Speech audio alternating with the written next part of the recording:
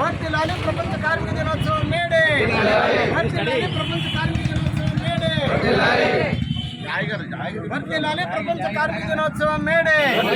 వర్ధిల్లాలి ప్రపంచ కార్మిక దినోత్సవం మేడే.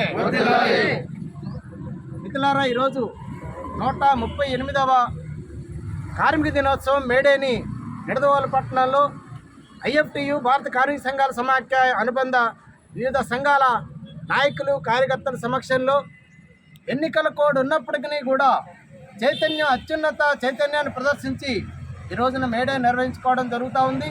ఈ సందర్భంగా ప్రపంచ కార్మికులు ఇప్పటిదాకా 8 గంటల పనిని అనుభవిస్తూ వస్తూ ఉన్నారు.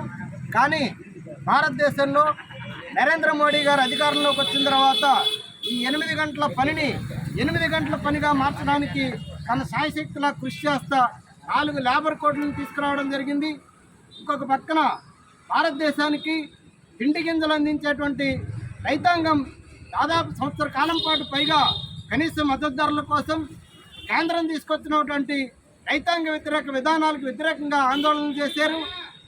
ఆ ఆందోళన విరమింప చేయడానికి మోడీ గారు ఇచ్చినటువంటి హామీని ఇప్పటిదాకా నిలబెట్టుకోకుండా 5 సంవత్సరాల తన కాల పరిమితిని పూర్తి చేసేసి రైతాంగం భూముల్ని గుంజుకోవడానికి ప్రయత్నం చేస్తూ ఉన్నాడు.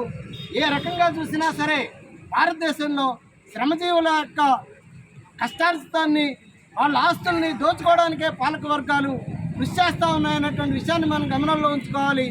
ఈ నేపథ్యంలోనే ఈ మేడే స్ఫూర్తిగా భారతదేశంలో ఏ రకమైన సంపద సృష్టించుకోకుండా గుళ్ళ పేరు మీదట, దేవాలయాల పేరు మీదట రామాలయం కడతామని వేల కోట్ల రూపాయలు ఖర్చు చేస్తూ ఉన్నాడు.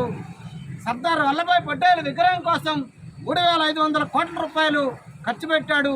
ఈ రకంగా ఈ దేశ ప్రజలకు ఉపయోగపడేటువంటి ఒక్క పరిశ్రమను కూడా స్థాపించుకోకుండా ఒకవేళ ఏదన్నా నష్టాల్లో ఉన్నటువంటి పరిశ్రమని ఆదుకోవడానికి కనీసం 100 కోట్ల ప్యాకేజీని కూడా ఇవ్వకోకుండా ఆలయాల పట్ల, దేవాలయాల పేరు మీదట, హిందూ మతం పేరు మీదట మొత్తం ప్రజల్ని విడదీసి ఇక్కడ పరిపాలన చేయాలన్నటువంటి లక్ష్యంతో భారతదేశంలో ఎవరైతే పెద్ద పెద్ద పెట్టుబడిదారులు ఉన్నారో కేవలం వాళ్ళ జేబులో మనిషిగా మారిపోయి ఈరోజు కార్మికుల్ని, శ్రమజీవుల్ని, వీళ్ళ శ్రమని వీళ్ళ దోపిడీ చేయడానికి తన పరిపాలన ఉపయోగిస్తామన్నటువంటి నేపథ్యంలో ఈ మేడే నిర్వహించుకుంటా ఉన్నాం.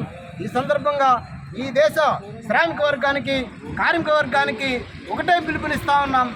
మతం పేరిట, దేవాలయాల పేరు మీదట భారతదేశంలో చిచ్చుపెట్టి ప్రజల్ని విడదీస్తున్నటువంటి బీజేపీ మత పరిపాలనని విడబెట్టి ఇక్కడ పారదోలాలని చెప్పేసి పిలుపునివ్వడం జరుగుతుంది.